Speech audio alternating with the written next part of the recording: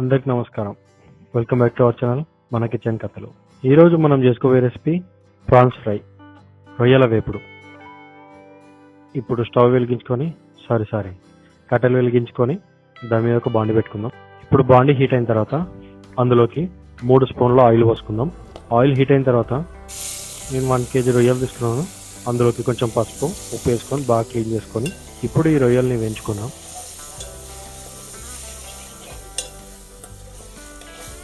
ఇప్పుడు రొయ్యలు ఇట్లా వేయించుకోవాలి.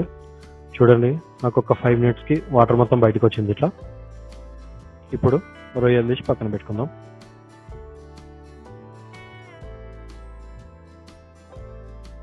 ఇప్పుడు ఇదే బాండిలో 4-5 స్పూన్లు ఆయిల్ వేసుకొని ఆయిల్ హీట్ అయిన తర్వాత 2 బిర్యానీ ఆకులు, ఒక 4-5 లవంగాలు, కొంచెం జీలకర్ర, 2 మీడియం సైజ్ ఆనియన్స్ చిన్న చిన్న ముక్కలు కట్ చేసుకొని ఆయిల్లో వేసుకుందాం.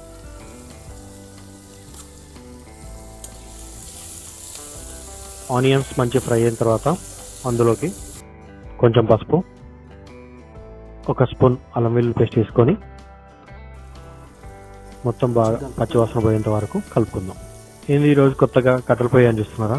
హైదరాబాద్ మొత్తం గ్యాస్ ప్రాబ్లమ్స్ ఉన్నాయి, అందుకే ఇట్లా సెట్ చేసినాం. ఇప్పుడు ఇందులోకి 2 స్పూన్ల కారం,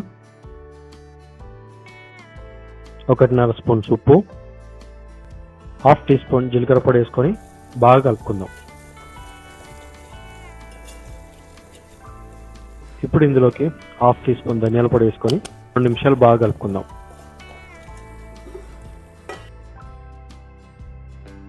ముందుగా ఫ్రై చేసుకొని పక్కన పెట్టుకున్న రొయ్యల్ని ఇందులో వేసుకుందాం.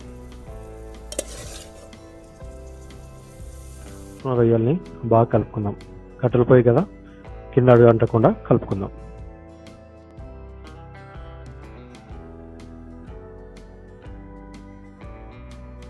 ఇప్పుడు ఇందులోకి కొంచెం కొత్తిమీర, 2 పచ్చిమిర్చి చీలికలు, కొంచెం కరివేపాకు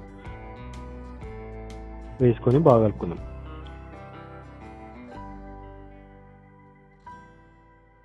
అంతే, ఎంతో సింపుల్గా రెడీ చేసుకున్న రొయ్యల ఫ్రై రెడీ. ఇప్పుడు ఒక బౌల్లోకి తీసుకుందాం. మీరు కూడా ఇలాగే రెడీ చేసి కింద కామెంట్స్లో ఎలా వచ్చిందో చెప్పండి. రుచితో కలిసిన మన కథలు, ప్రతి వంటలో ఒక ప్రేమ కథ. ఈ వీడియో కనుక మీకు నచ్చినట్టయితే లైక్ కొట్టండి, షేర్ చేయండి. మరిన్ని వీడియోస్ కోసం మన ఛానల్ని సబ్స్క్రైబ్ చేయండి.